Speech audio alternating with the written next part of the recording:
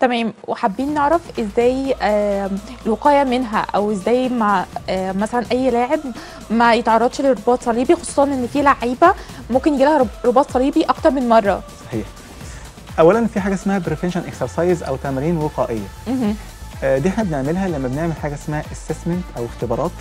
الاختبارات دي بنقدر نعرف من خلالها ايه النقاط الضعف اللي موجوده عند اللاعب اللي قدامنا عشان خاطر نحط البرنامج المناسب ليه. فبالتالي الاختبارات ديت او القياسات ديت بنعمل حاجه زي مثلا حاجه اسمها 1 ماكسيمم ريبيتيشن او اقصى وزن قادر يشيله عده واحده عشان خاطر نشوف الفرق في قوه العضلات بين الرجل اليمين والرجل الشمال. بنبدا نشوف التيك اوف او لما يجي يعمل جامب بالرجل اليمين والرجل الشمال، هل هما الاثنين زي بعض ولا لا؟ كفاءه العضلات اثناء الفورس الاثنين زي بعض ولا لا؟ تمام. بقينا نشوف الموبيليتي، المرونه بتاعه الحوض والانكل والجذع او الفقرات الصدريه الثوراسيك. بيبدا نشوف اللايف ستايل بتاعت اللاعب ده، يعني اللاعب دوت بيمارس يومه ازاي، نومه عامل ايه، اكله عامل ايه، بيمارس رياضه بشكل عامل ازاي، منتظم ولا لا. تمام. بناء على كل الاحصائيات ديت بنبدا نحط برنامج وقائي نخلي اللاعب اللي قدامنا ما يحصلوش مشكله. ده كده بالنسبه للمحترفين. تمام. بالنسبه للهواه او بالزبط. الناس العاديين، ايوه، بيبقى معظم مشاكل الرباط الصليبي بتبقى نتيجه ان الشخص مش بيسخن كويس، يعني مش بيعمل اصلا ورم اب قبل ما بينزل يلعب مع اصحابه.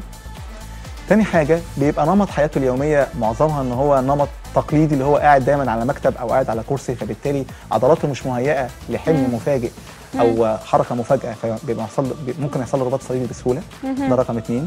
رقم 3 ملاعب الترتان. عندنا في مصر معظم الملاعب الموجوده في مصر ملاعب ترتان، يعني نجيله موجوده على الاسفلت، الملاعب الخماسيه او الاكاديميات او بالزبط. حتى الشوارع، حتى في الانديه، في انديه فيها ملاعب ترتان عادي. اوكي. فبالتالي ملاعب الترتان ديت بيبقى رد الفعل اللي بيجي من الارض بيبقى عنيف جدا لان هي اسفلت، وفي نفس الوقت بيبقى لابس جزمه ستارز اللي هو فيها زي سنون من تحت. فالمفروض ان الجزمه ديت معموله اكتر للنجيل الطبيعي مش للنجيل الصناعي عشان خاطر تمتص الصدمه وهو بيجري. فلما بتبقى الارض في الاصل صماء، يعني ارض ناشفه اسفلت، بيبقى رد الفعل اللي جاي من الارض عنيف جدا، وبيبقى اللاعب معرض ان يحصل له مشكله في كل مفاصل جسمه ومش بس في ركبته بشكل سهل جدا، فبالتالي بيحصل له مشاكل زي الرباط الصليبي.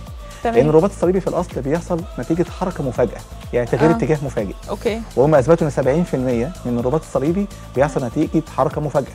يعني هو جه يجري وغير اتجاهه مره واحده فركبته لفت. اوكي. تمام كده؟ تمام.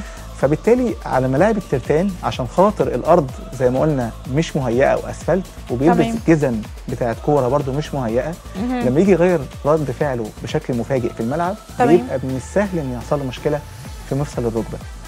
طبعا بقى نضيف عليها ان عضلاته مش كويسه، وان هو في الاصل ممكن تبقى السن كبير، يعني في ناس بيلعبوا كتير كوره وهم عندهم ثلاثينات واربعينات سنه وما الى ذلك.